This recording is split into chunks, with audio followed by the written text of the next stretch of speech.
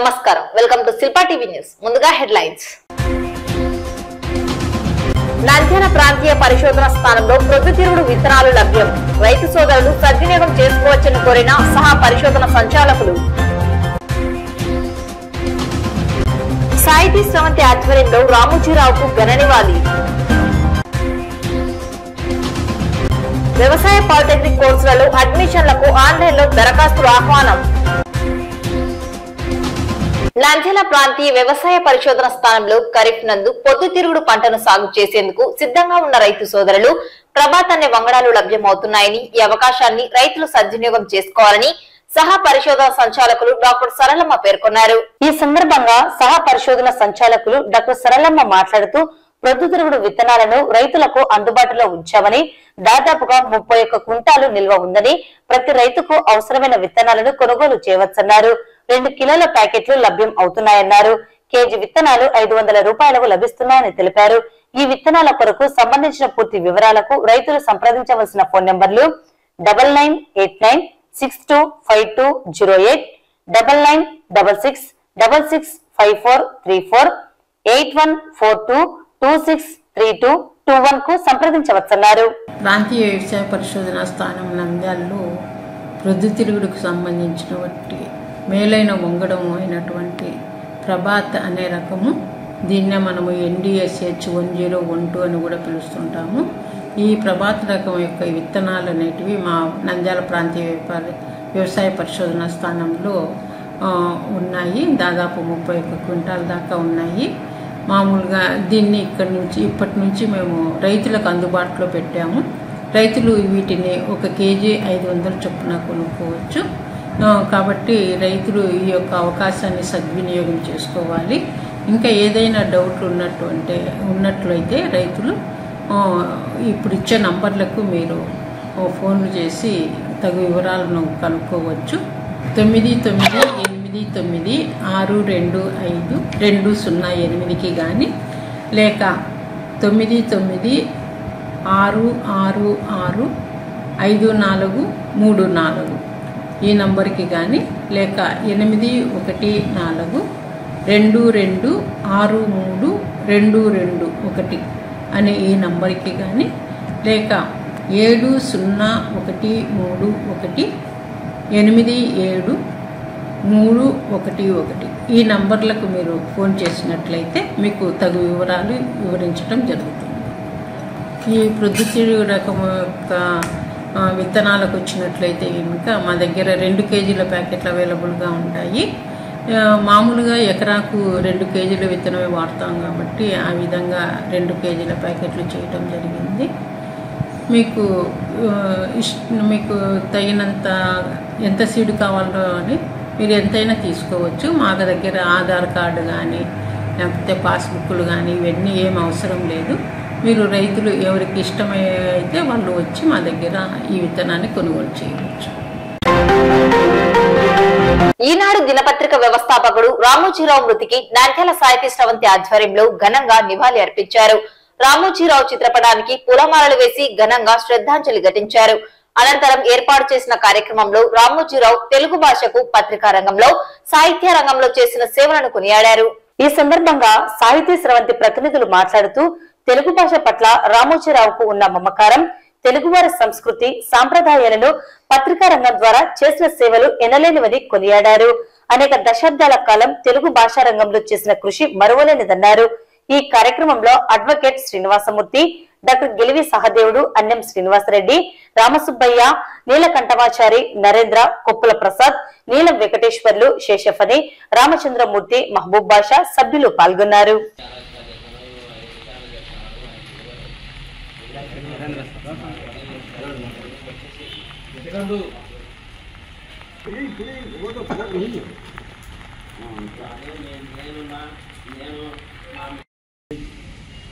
Super అర్థం.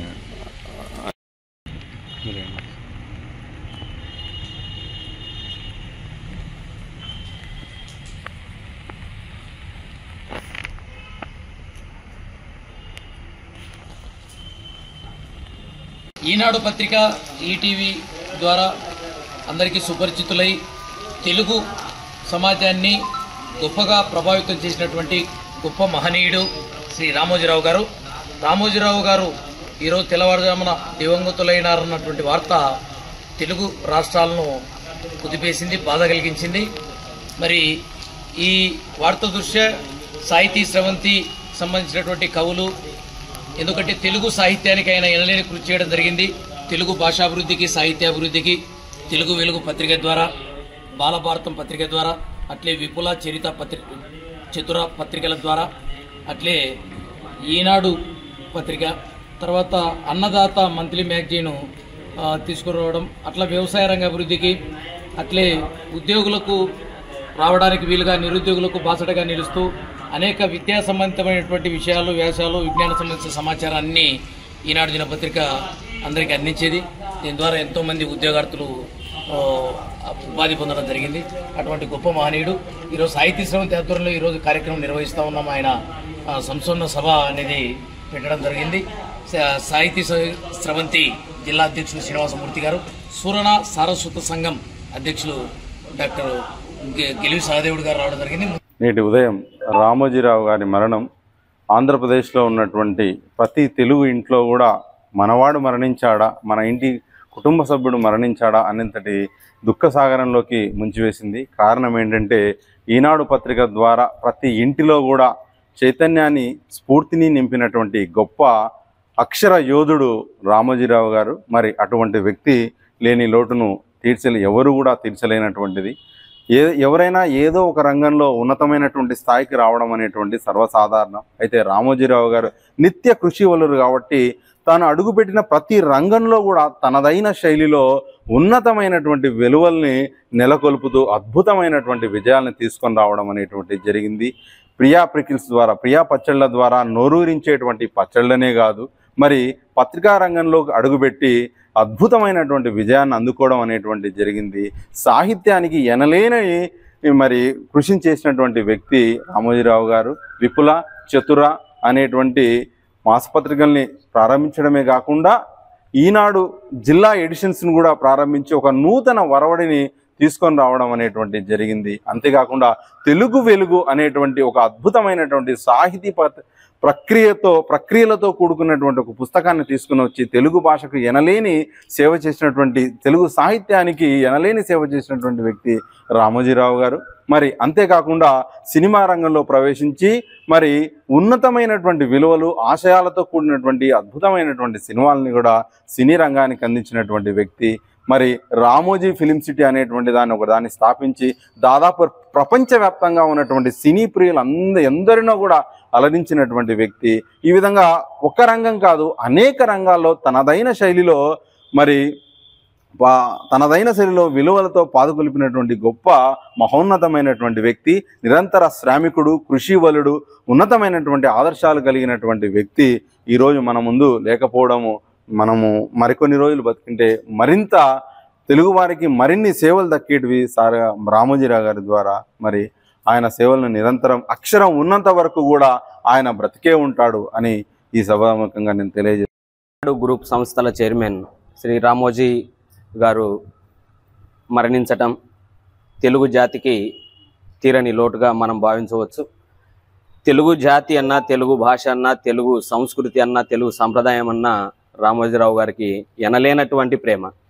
అందుకే ఆయన సపరేట్గా ఒక తెలుగు వెలుగు మాసపత్రికనే ప్రారంభించి అందులో తెలుగు సాహిత్యానికి సంబంధించినటువంటి పలు అంశాలను, పలు పరిశోధనాంశాలను కూడా అందులో ప్రచురించడం అనేటువంటిది ఆయనకు తెలుగు భాష పట్ల ఉన్నటువంటి మమకారానికి అదొక తార్కాణంలాగా చెప్పుకోవచ్చు. అదేవిధంగా ఈనాడు దినపత్రికలో కూడా ఆంగ్ల పదాలు అనేటువంటివి ఎక్కువ శాతం లేకుండా ఒక టీంని ఏర్పాటు చేసి అచ్చమైనటువంటి తెలుగు పదాలని ఆ పత్రిక ద్వారా పరిచయం చేస్తూ ఉన్నటువంటి ఏకైక పత్రిక ఈనాడు మాత్రమే కనిపిస్తూ ఉంటుంది. అలాంటి కృషి ఆయన చేశారు.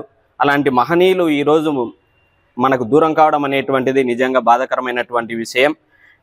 ఈ సందర్భంగా సాహితీ స్రవంతి నంద్యాల తరఫున మనం ఆయనకి ఘనంగా నివాళులర్పించడం జరిగింది. ఆచార్య ఎన్జీ రంగ వ్యవసాయ విశ్వవిద్యాలయం నుండి వ్యవసాయ పాలిటెక్నిక్ కోర్సులలో ప్రవేశాలకు ఈ నెల 1వ తేదీ నుండి 20వ తేదీ వరకు ఆన్లైన్ లో దరఖాస్తులను కోరడం జరుగుతుందని, ఆసక్తి గల అర్హత కలిగిన అభ్యర్థులు ఆన్లైన్ లో దరఖాస్తులు చేసుకోవచ్చని ఆర్ఏఆర్ఎస్ సహా పరిశోధన సంచాలకులు డాక్టర్ సరళమ్మ తెలిపారు. ఈ సందర్భంగా సహ పరిశోధన సంచాలకులు మాట్లాడుతూ, ఈ ఏడాది ఆచార్య ఎన్జీ రంగ వ్యవసాయ విశ్వవిద్యాలయం ఆధ్వర్యంలో వ్యవసాయ పాలిటెక్నిక్ కోర్సులలో అడ్మిషన్లకు ఆన్లైన్ లో దరఖాస్తులను కోరడం జరిగిందన్నారు. అర్హత కలిగిన విద్యార్థులు సంబంధిత వెబ్సైట్ నుండి దరఖాస్తు చేసుకోవచ్చని తెలిపారు.